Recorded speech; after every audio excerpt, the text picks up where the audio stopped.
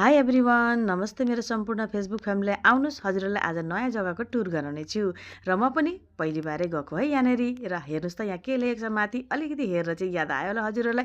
र आजकल भिडियो पनि बहुत भाइरल भइरहेको छ। र हेर्नुहोस् साथी हो, यहाँ चाहिँ पस्ने बित्तिकै नि यति राम्रो खुसबु आउँछ नि फुलको। यो चाहिँ ओरिजिनल फुल है साथी हो, यति राम्ररी फुलले सजाएको नि यो जग्गा चाहिँ यति राम्रो लाग्यो नि।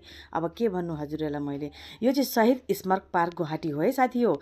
यति ब्युटिफुल आर्किटेक्टले अति सुन्दर, यहाँ हेर्नुहोस् न, यस्तो राम्रो लेटेस्ट टेक्नोलोजी बनाएको मोनुमेन्ट्स देखेर त कसको मन खुसी हुँदैन होला साथी हो। म त एक कुरो हजुरहरूलाई भन्छु, एउटा कुरो चाहिँ के भने नि त, हजुरहरू पनि टाइम चाहिँ पाउनुभयो भने चाहिँ एकखेप चाहिँ यहाँ एकदमै भिजिट गर्नु ल।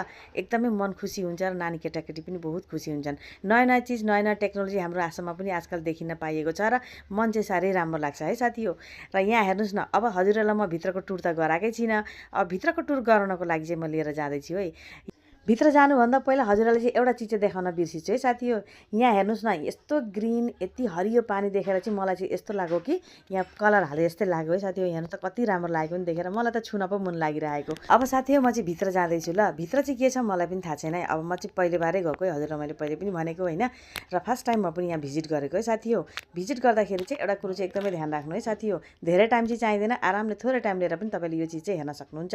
र पस्ने बित्तिकै यो चाहिँ इन्टरभ्युसन हल हो। यो हलमा चाहिँ जय आए अखम लेखेको एउटा हजुरले आसामको राम्रो मेप देख्नुहुन्छ है हजुर। अब यहाँ हेर्नुहोस्, मेन चिज हजुरहरूलाई देखाउन जाँदैछु म। यहाँ हामीहरूले देख्यौँ कि सैकडौँ वीर शहीदहरूको प्रतिमा उहाँहरूको नाम सहित सजाएर राखेको थियो र अति एउटा नयाँ अनुभव भयो साथी हो। साँच्चै भन्नु भने नि साथी हो, मैले चाहिँ एक्सपेक्ट गरेकै थिइनँ है मैले यस्तो चिज देख्न पाउँछु भनेर। मलाई माने यस्तो नयाँ अनुभव भयो नि। र यो चाहिँ भर्खरै उद्घाटन भएको है साथी हो। हजुरले पनि बहुत सारा भिडियो हेर्नुभयो होला नि।